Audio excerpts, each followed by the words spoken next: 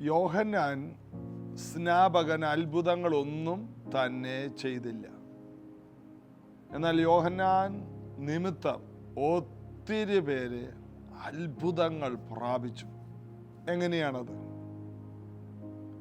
ലോകത്തിൻ്റെ പാപം ചുമക്കുന്ന ദൈവത്തിൻ്റെ കുഞ്ഞാടായ യേശുവിനെ അവർക്ക് പരിചയപ്പെടുത്തി. അന്ത്രയോസ് യോഹന്നാന്റെ ശിഷ്യനായിരുന്നു. അനേകർ യോഹന്നാന്റെ ശിഷ്യനായിരുന്നു. ഈ ശിഷ്യന്മാരെല്ലാം യേശുവിൻ്റെ അടുത്തോട്ട് പോയി. ഒത്തിരി പേർക്ക് കംപ്ലൈൻ്റ് ഉണ്ടായി കാണും, യോഹന്നാൻ്റെ ആൾ കുറഞ്ഞു വരുന്നു, യോഹന്നാൻ്റെ ചർച്ച് ചെറുതായി വരുന്നു, യേശുവിൻ്റെ സഭ വളരുന്നു. യോഹന്നാൻ പറഞ്ഞു, ഞാൻ കുറയണം, അവൻ വളരണം. വ്യക്തമായി യേശുവിനെ വെളിപ്പെടുത്തിയ ഒരു വ്യക്തി. ഒരത്ഭുതവും ചെയ്തില്ല, ഒരത്ഭുതം നടന്നില്ല എന്ന ഒരു പരാതിയും യോഹന്നാനില്ല. യോഹന്നാനോ യാതൊരു പെറുപെറുപ്പുമില്ല. ജീവിതം മുഴുവൻ ഒരു വൃതസ്ഥനായി മരുഭൂമിയിൽ കഴിഞ്ഞ് ഒരു ദിവസം പോലും ഒരു പുരോഹിതന്റെ സ്ഥാനത്തേക്ക് വരാതെ കാട്ടുതേനും കഴിച്ച് വെട്ടുക്കിളിയെയും തിന്ന് ഏലിയാവിൻ്റെ പോലത്തെ ഒരു വസ്ത്രധാരണം ധരിച്ച് ഒരു വ്യത്യസ്തനായി, സുഹൃത്ത് ബന്ധങ്ങളില്ല, ഏകനായി നടന്നൊരു മനുഷ്യൻ.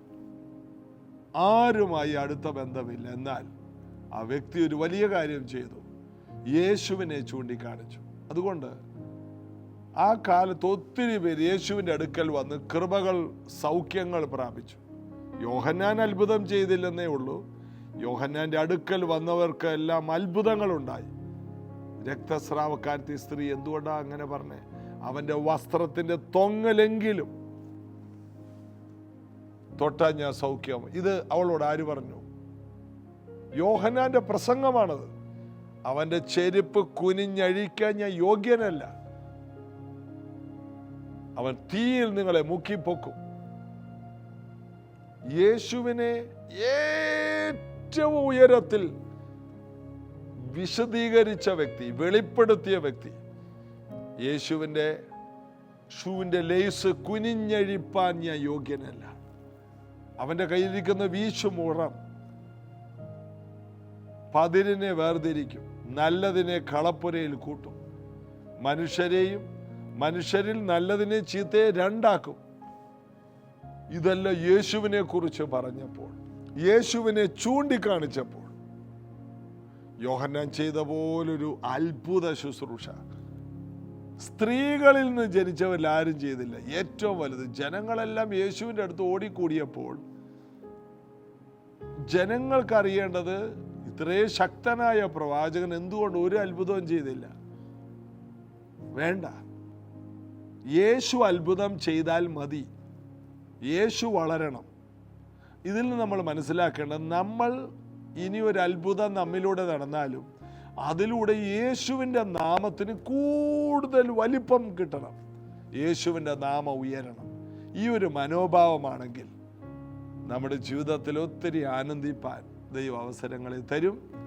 യേശുവിനെ നമുക്ക് എത്രത്തോളം ഉയർത്താമോ, ആ പാട്ടിലൂടെ, മ്യൂസിക്കിലൂടെ, ആരാധനയിലൂടെ, പ്രസംഗത്തിലൂടെ, ശുശ്രൂഷയിലൂടെ എങ്ങനെയെല്ലാം യേശുവിനെ ഉയർത്താമോ അത്രത്തോളം നമുക്ക് മാനമുണ്ടാകും.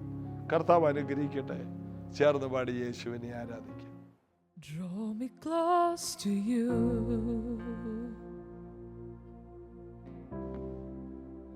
never let me go. I lay it all down again to hear you say that I'm your friend.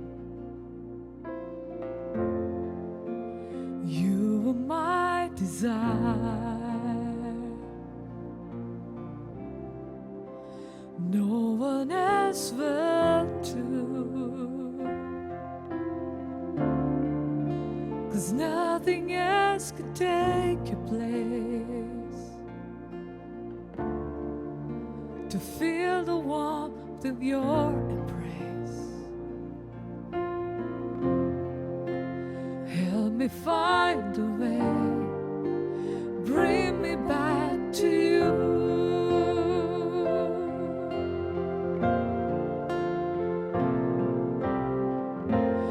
You're all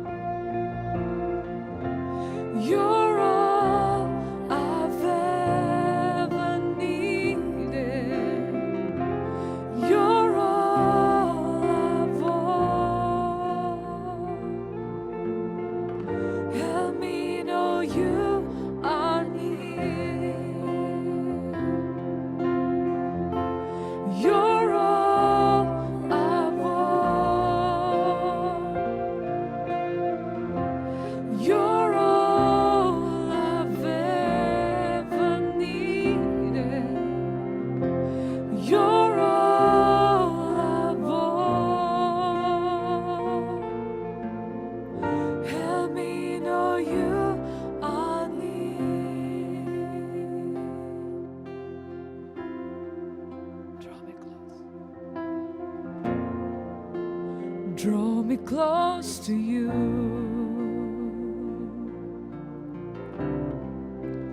Never let me go.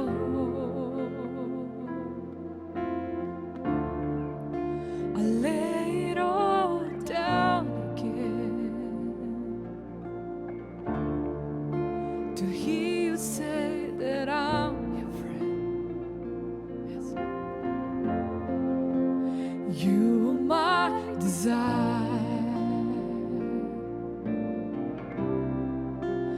No one else will do. 'Cause nothing else could take your place. To feel the warmth of your embrace. Help me find a way. Bring me back to you.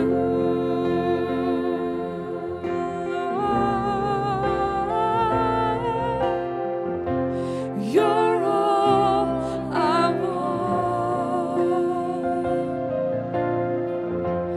You're all I've ever needed. You're all I want.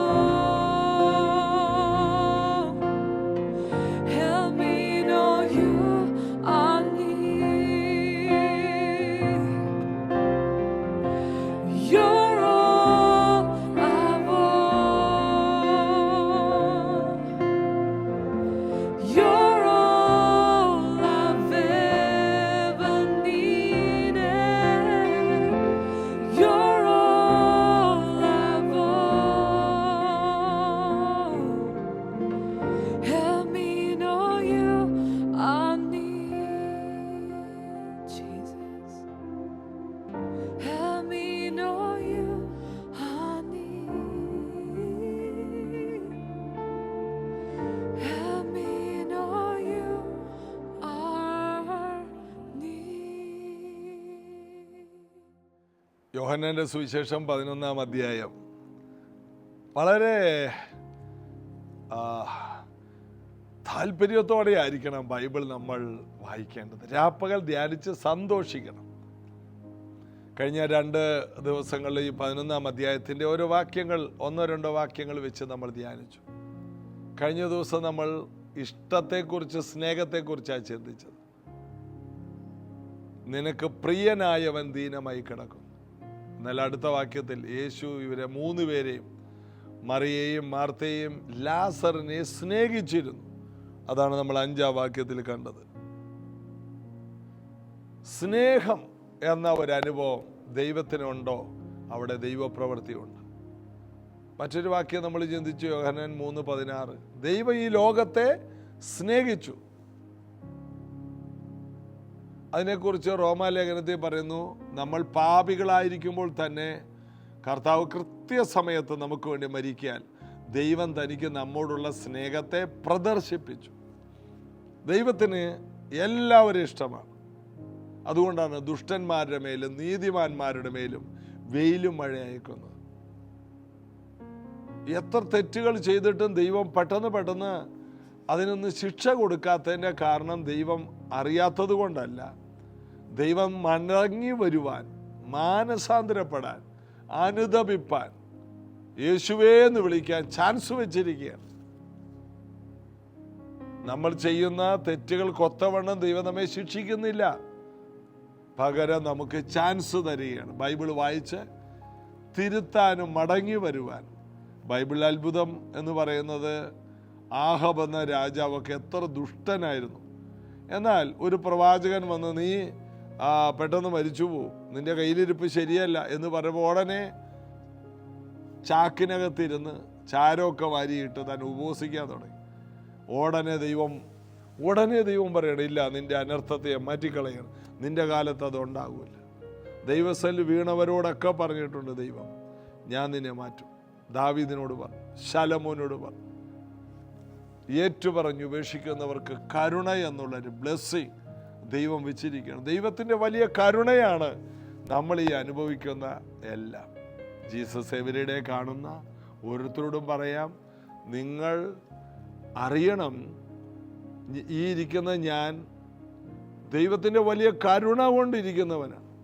എത്രയോ പ്രാവശ്യം ദൈവത്തിന് എന്നെ ചെവിയെ പിടിച്ച് തൂക്കിയെറിയേണ്ടതായിരുന്നു, എൻ്റെ സ്വഭാവം വെച്ച്, എൻ്റെ അനുസരണക്കേട് നിമിത്തം, വാക്ക് പറഞ്ഞാൽ പാലിക്കാത്ത, ദൈവമായിട്ട് അടുത്ത് നടക്കാത്ത, ദൈവത്തിൻ്റെ വഴിയിൽ നിന്ന് തെന്നിമാറുന്ന ഒരു സ്വഭാവം ഉണ്ടായിരുന്ന എന്നെ പിടിച്ച് എന്നെ ഞാൻ ചെയ്ത തെറ്റിന് ഒത്തവണ്ണം എന്നെ ശിക്ഷിക്കാതെ അതിനെല്ലാം കരുണ കാണിച്ച് ഏറ്റുപറയാനുള്ള ചാൻസ് തന്ന്, അവസരങ്ങളെ തന്ന്, 1000-10,000 ചാൻസുകളെ തന്നതുകൊണ്ട് ഇന്ന് നിങ്ങളുടെ മുമ്പിൽ ഒരു ദൈവവേലക്കാരൻ എന്ന നിലയിൽ ഞാനിരിക്കുന്നു. കർത്താവിൻ്റെ വലിയ കരുണ എന്ന വാക്കിൻ്റെ അർത്ഥം ഞാൻ പറയുകയാണ്. ദൈവത്തിന് ക്ഷമയാണ്, ദീർഘക്ഷമ. ദൈവത്തിൻ്റെ ദീർഘക്ഷമയാണ് രക്ഷ. നമ്മുടെ രക്ഷയെ നിലനിർത്തിയാണ് കർത്താവ്. നമ്മെ എങ്ങനെയും ഒന്ന് സ്വർഗത്തിൽ കൊണ്ടുപോകണം, എങ്ങനെ നമ്മളെ ഒന്ന് ഉയർത്തണം. യേശു സ്നേഹിച്ച 3 പേര്, മാർത്ത, മറിയ, ലാസർ. 6-ാം വാക്യം, 5-ാം വാക്യം മുതൽ വായിക്കുക. യേശു മാർത്തയെയും അവളുടെ സഹോദരിയെയും ലാസറിനെയും സ്നേഹിച്ചു. അവിടെ നമ്മൾ വായിച്ചത് ശ്രദ്ധിച്ചോ? യോഹന്നാൻ 1-ാം അധ്യായം തുടങ്ങുമ്പോൾ മറിയയെയും അവളുടെ സഹോദരി മാർത്തയെയും, അവരുടെയും ഗ്രാമം. കർത്താവിന് വേണ്ടി നിന്ന മറിയ 1-ാം സ്ഥാനത്ത് വരുന്നത് കണ്ടോ? കർത്താവിൻ്റെ കൂടെ കൂടുതൽ സമയം ചെലവഴിച്ചവൾക്ക് ഒരു മാന്യതയുണ്ടായി. എന്നാൽ ഈ 6-ാം വാക്യത്തിൽ വന്നപ്പോൾ, 5-ാം വാക്യത്തിൽ യേശു മാർത്തയെയും 1-ാം സ്ഥാനത്താണ് പറയുന്നത്. മാർത്തയും അവളുടെ സഹോദരിയെയും, പേര് പോലും പറയുന്നില്ല, ലാസറിനെയും സ്നേഹിച്ചു. കർത്താവിന് മുഖപക്ഷമില്ല എന്നുള്ളതിൻ്റെ തെളിവാണ് മാർത്ത കൂടുതലൊന്നും കർത്താവിന് വേണ്ടി വലിയ വിലയൊന്നും മുടക്കിയില്ല. അത്യാവശ്യം എല്ലാവരെയും പോലെയൊക്കെ അടുക്കളയിൽ കിടന്ന് കുറേ കസർത്ത് നടത്തി. ലാസറിനെ കൊണ്ട് ഗുണവുമില്ല ദോഷവുമില്ല. ലാസറിനെ എൻ്റെ ഭാഷ വിളിക്കും നിർഗുണൻ. ഗുണവുമില്ല, സഭയിൽ വന്നാലും ഒരു ഗുണവും ആർക്കുമില്ല, ഒരു ദോഷവുമില്ല, വെറുതെ വന്നിരുന്നേച്ച് പോകുന്ന കുറേ പേരുണ്ട്. ഒരു ഗുണവുമില്ല, അപ്പോൾ തന്നെ ഒരു ദോഷവുമില്ല. അത് നല്ലതാണ്. അങ്ങനെ കുറച്ച് പേര് വേണം. എല്ലാ ടൈപ്പ് ആൾക്കാരും ചേരുന്നതാണ് ഒരു കൂട്ടായ്മ. എന്നാൽ നമുക്കിഷ്ടമല്ല അങ്ങനെയുള്ളവർ. ഇത്തിരി ദോഷമുണ്ടെങ്കിലും വലിയ ഗുണമുള്ളവരെ നമ്മൾ ആഗ്രഹിക്കും. അപ്പോൾ അവിടെയൊക്കെ വലിയ പ്രശ്നങ്ങളുണ്ടാകും. ഇത് ഗുണവുമില്ല ദോഷവുമില്ല. അതാണ് ലാസർ. എന്നാൽ അവിടെ ആദ്യം കർത്താവ് പറയുന്ന പേര്, യേശു മാർത്തയെയും അവളുടെ സഹോദരിയെയും ലാസറിനെയും സ്നേഹിച്ചു. സ്നേഹത്തിൻ്റെ കാര്യം വന്നപ്പോൾ മാർത്ത 1-ാം സ്ഥാനത്ത് വന്നു. മാന്യതയുടെ കാര്യത്തിൽ മറിയ 1-ാം സ്ഥാനത്ത് വന്നു. സ്നേഹത്തിൻ്റെ കാര്യത്തിൽ ദൈവത്തിന് മുഖപക്ഷമില്ല. കർത്താവ് ഒരിക്കലും മുഖപക്ഷം കാണിക്കുന്നില്ല. ദുഷ്ടന്മാരെയോടോ നീതിമാന്മാരോടോ രണ്ടായിട്ട് കാണുന്നില്ല. എല്ലാവരെയും ഒരുപോലെ കാണുന്ന കർത്താവ്. അപ്പോൾ യേശുവിൻ്റെ മനോഭാവത്തെ നമ്മൾ ഈ പുസ്തകത്തിലൂടെ പഠിക്കുകയാണ്. മാർത്ത കർത്താവ് തട്ടിക്കളഞ്ഞ ആളല്ല. സ്നേഹത്തിൻ്റെ കാര്യത്തിൽ പ്രവൃത്തിയല്ല കർത്താവ് നോക്കുന്നത്. മറിയ കൂടുതൽ കാര്യങ്ങൾ ചെയ്തത് കൊണ്ട് മറിയെ കൂടുതൽ സ്നേഹിച്ചു എന്നൊന്നും എഴുതിയിട്ടില്ല. ചെയ്താലും ചെയ്തില്ലെങ്കിൽ എല്ലാവരെയും ഒരുപോലെ സ്നേഹിക്കാൻ കഴിയുന്ന യേശുവിൻ്റെ ഹൃദയം നമുക്കവിടെ കാണാം. എത്ര മനോഹരമാണ്! മറിയയെയും മാർത്തയെയും ഒരുപോലെ സ്നേഹിക്കാൻ കഴിയുന്നത് വലിയ പാടാണ്. എനിക്ക് ഭയങ്കര ബുദ്ധിമുട്ടാണ്. ഈ ലാസറിനെ സ്നേഹിക്കുക, ഗുണവുമില്ല ദോഷവുമില്ല, ഇതിനെ സ്നേഹിക്കണം. മാർത്തയും എപ്പോഴും മെനക്കേടും വഴക്കും ഉണ്ടാക്കുന്ന മാർത്തയെ സ്നേഹിക്കണം, മറിയയെ സ്നേഹിക്കണം. എല്ലാവരും ഒരുപോലെ. സ്നേഹത്തിൻ്റെ കാര്യം പറഞ്ഞപ്പോൾ 3 പേരെയും ഒരുപോലെ കർത്താവ് സ്നേഹിച്ചു. ഇതൊരു മിറക്കിളാണ്. ഒരുപോലെ കാണുക. ആരെയും കർത്താവ് കൈവിട്ട് കളയുന്നില്ല. അതുകൊണ്ടാണ് കർത്താവ് പറഞ്ഞത്, എൻ്റെ അടുക്കൽ വരുന്ന ആരെയും ഞാൻ ഒരു നാളും തള്ളിക്കളയില്ല. മാർത്തയെ സ്നേഹിക്കുന്നു, മറിയെ സ്നേഹിക്കുന്നു, ലാസറിനെ സ്നേഹിക്കുന്നു. നമ്മൾ കഴിഞ്ഞ ദിവസം ചിന്തിച്ചു, ഇവരിൽ അധികമായി നീ എന്നെ സ്നേഹിക്കുന്നു, എൻ്റെ കുഞ്ഞാടുകളെ മേയ്ക്കുക. അവൻ സ്നേഹിക്കുന്നു എന്ന് പോലും പറഞ്ഞില്ല, അവന് പ്രിയമുണ്ടെന്നാ പറഞ്ഞത്. എങ്കിലും കർത്താവിനെ അറിയാം, നീ സ്നേഹിക്കുന്നവനായി മാറും. ചിലരെ കർത്താവിനെ അറിയാം. കർത്താവുമായിട്ടുള്ള അഗാധ സ്നേഹത്തിൽ നിന്നുണ്ടാകുന്ന പ്രാർത്ഥനയാണ് ഏറ്റവും നല്ല പ്രാർത്ഥന. കർത്താവിൻ്റെ അതിനോടുള്ള അഗാധ സ്നേഹത്തിൽ നിന്ന് കർത്താവിൻ്റെ വേലക്കിറങ്ങുന്നവരെ ശ്രദ്ധിച്ചിട്ടുണ്ട്. അവർ അസാധാരണമായിട്ട് ഉപയോഗിക്കപ്പെടും. എന്നാൽ ഞാൻ സുവിശേഷ വേലക്കിറങ്ങാൻ പോവുകയാണ്. കർത്താവിൻ്റെ വേലക്കിറങ്ങിയവരെയൊക്കെ ദൈവം മാനിച്ചിട്ടുണ്ട്. അതുകൊണ്ട് ഞാൻ കർത്താവിൻ്റെ വേലക്കിറങ്ങുന്നുണ്ട്, എനിക്കും ഒരു മാന്യതയുണ്ടാകും. കർത്താവിൻ്റെ വേലക്കിറങ്ങിയ പലരും പല രാജ്യങ്ങളിൽ കർത്താവിനോട് ശോഭിക്കുന്നു, ഞാനും പല രാജ്യങ്ങളിൽ ശോഭിക്കും എന്നിങ്ങനൊരു മനോഭാവത്തോടുകൂടിയാണ് കർത്താവിനെ സേവിക്കുന്നവർ വിജയിച്ചതും ഞാൻ കണ്ടിട്ടില്ല.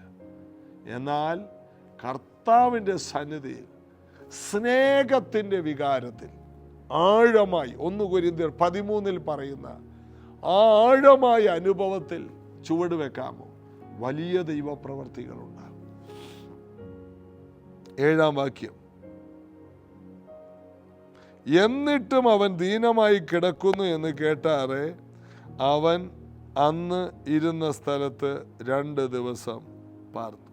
2 ദിവസം